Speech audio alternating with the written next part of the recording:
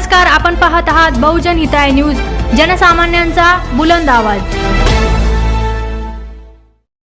माझं नाव प्रेम चव्हाण, मी भीमशक्ती कामगार संघटनेचा अध्यक्षही आहे।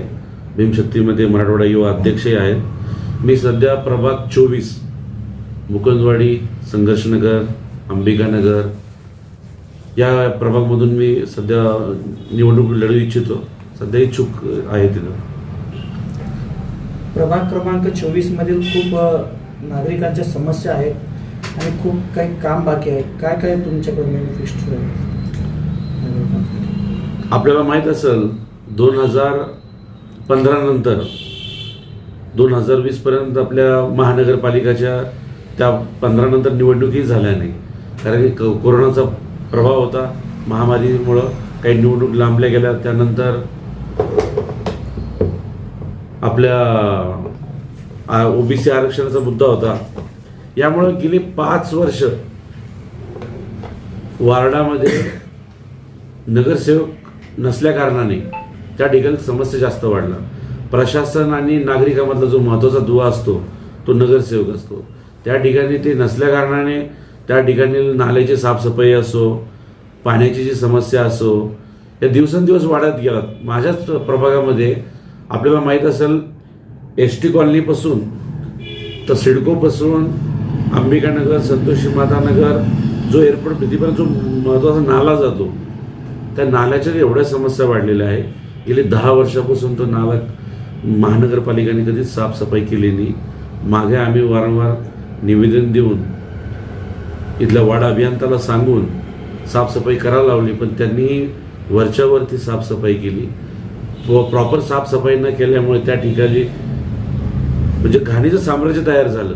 त्या नाल्याचा वास, दुर्गंधीमध्ये आजही ते नागरिक तिथं जगत आहे। तर ही झाली एक नाल्याची समस्या।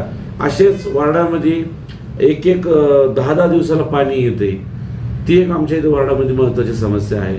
त्यामध्ये आज आमच्या प्रभागामध्ये आपल्याला माहीत नसेल, परंतु पुरा औरंगाबाद डिस्ट्रिक्टमध्ये मुकुंदवाडी हा एरिया क्राईममध्ये नंबर 1ला येतो।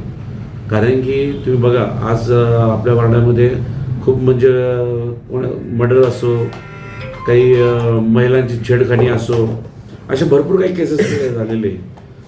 तर सर्वात महत्त्वाचा मुद्दा ह्या गोष्टी बंद झाल्या पाहिजे। आम्ही या संदर्भात आवाज उठवला होता। आम्ही या संदर्भात मुकुंदवाडीचे PI साहेबांना भेटलो होतो। तर परंतु या समस्या काही सुटलेल्या दिसत नाही। ज्या वेळेस आम्ही नगरपालिकेमध्ये नगरसेवक म्हणून जाऊ तर नक्कीच आम्ही या ज्या महत्त्वाच्या समस्या आहे त्या नक्कीच सोडवू। आम्ही तुमच्या प्रभागामध्ये येत्या काळामध्ये महानगरपालिकेने मोठी कारवाई केली होती अतिक्रमणाच्या नावावरती, याकडे तुम्ही कसं बघताय?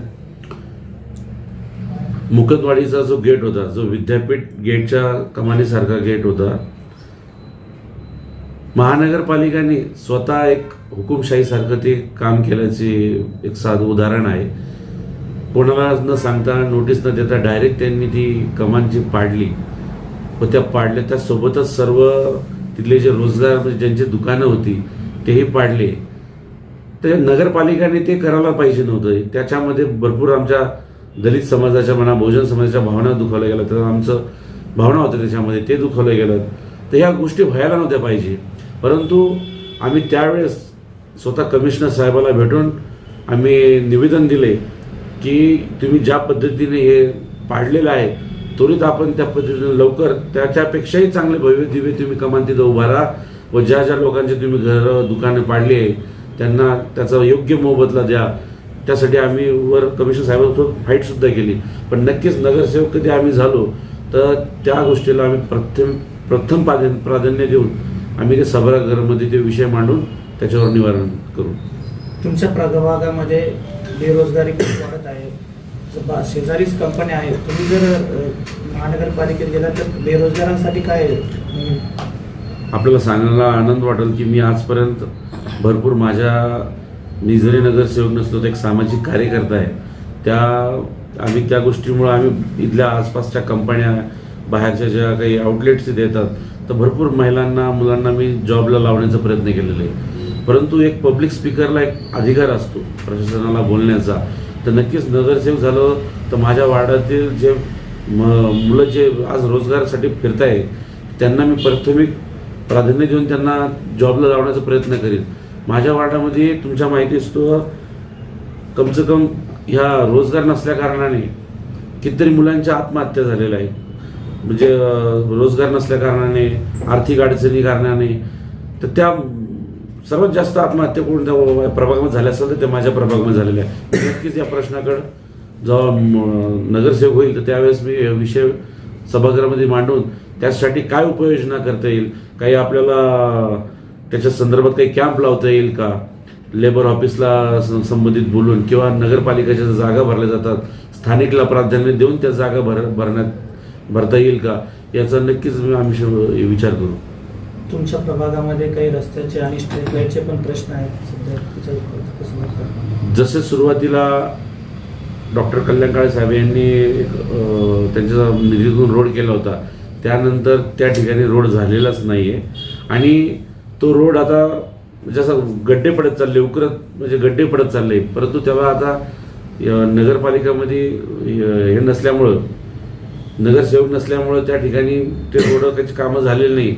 परंतु त्या रस्त्याला प्राधान्य देऊन आपण ते नगरसेवक झाल्यानंतर करूया.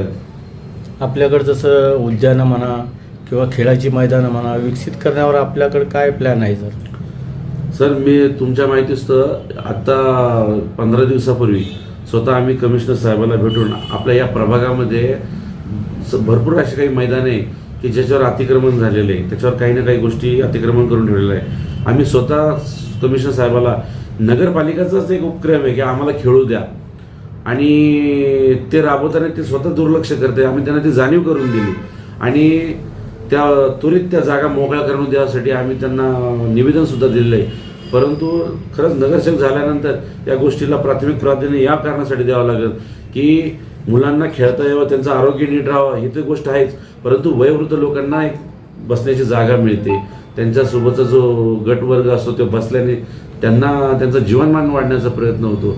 तर नक्कीच या गोष्टीला वाचा फोडल्याशिवाय राहणार नाही. महिलांना जसं रोजगार वाढावा व महिलांसाठी काही आपल्याकडे योजना आहेत का सर? महिलांच्या खूप काही योजना आहेत, परंतु हे नगरसेवकाचं काम असतं. मी तुम्हाला पहिलेच सांगितलं, प्रशासन आणि नागरिक यामधला महत्त्वाचा दुवा हा नगरसेवक असतो. तर नगरसेवकाचं काम असतं ज्या शासनाच्या जेवढ्या योजना असतात त्या नागरिकांना माहीत नसतात तर त्यांना ते माहिती करून देणं, त्यांच्यापर्यंत ते पोहोचवणं, ते काम नाही करत आहे. नाहीतर तुमच्या माहिती असतं बचत गटातर्फे सुद्धा महिलांना खूप मोठे उद्योजक होऊ शकतात, MSME तर्फे होऊ शकतात, मुख्यमंत्री योजनातर्फे होऊ शकतं, DICचे भरपूर प्रोजेक्ट आहे त्याद्वारे होऊ शकतो. परंतु याचं जे नागरिकांपर्यंत जी माहिती पोचायला पाहिजे ती पोचल्या जात नाही. पण मी नक्की नगरसेवक झाल्यानंतर आम्ही वार्डामध्ये याच्या कार्यक्रम राबवून या संदर्भातली सर्व माहिती देऊन पाठपुरावा करून आम्ही महिलांना उद्योजक बनवण्याचे प्रयत्न करू.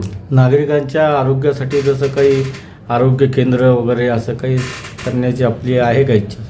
नगरपालिकाचे प्रत्येक वार्डात आयुष्यमान मंदिर म्हणून एक आरोग्य मंदिर आहे, परंतु यापेक्षाही प्रत्येक प्रभागामध्ये एक मोठं हॉस्पिटल स्थापन केलं पाहिजे नगरपालिकाने.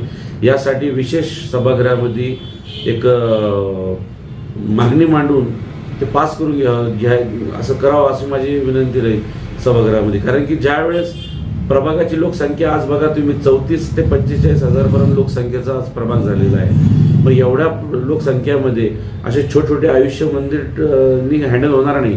त्यासाठी जसं NITला हॉस्पिटल आहे मोठं, असे मोठमोठे हॉस्पिटल या ठिकाणी उभारले गेले पाहिजे. त्यासाठी नक्कीच आम्ही पाठपुरावा करू.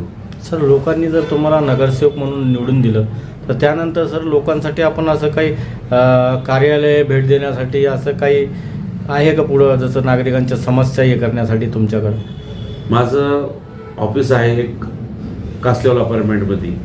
ऑलरेडी आजही नागरिक त्यांचे काही प्रश्न असले ते घेऊन येतात.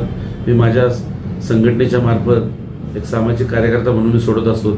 नगरसेवक झाल्यानंतर तर अजून चांगलं ऑफिस करता येईल, जेणेकरून लोकांना माझ्या इथे प्रश्न मांडता येईल आणि मी त्यांचं ते निवारण करण्यात येईल. छानच ऑलरेडी. सर, आतापर्यंत जसं तुम्ही एकूण आता जमेची बाजू म्हणजे आतापर्यंत तुम्ही सर परिसरात काय कार्य केलेलं आहे सर? तुमच्या माहितीच तर मी त्या ठिकाणी मी तुम्हाला सांगितलं, मी मुलांना जेवढे महिला असतील जेवढे मुलं आहेत जे कॉलेज शिकलेले आहेत त्यांना मी रोजगार उपलब्ध करून दिलेले आहे. मी महिलांना पण काही काही ठिकाणी भरपूर ठिकाणी त्यांना जॉब लावण्याचा प्रयत्न केलेला आहे. ज्या नालेसफाई संदर्भात तुम्हाला सांगितलं, मी मागच निवेदन दिलं, त्या संदर्भात आमचे मोठमोठे आंदोलन झालेले आहे. तर आम्ही ते साफसफाई करून घेतलेली आहे. अजून त्यानंतर आम्ही ज्या काही शासनाच्या योजना असतात त्या तिथं उपक्रम राबवलेले आहे.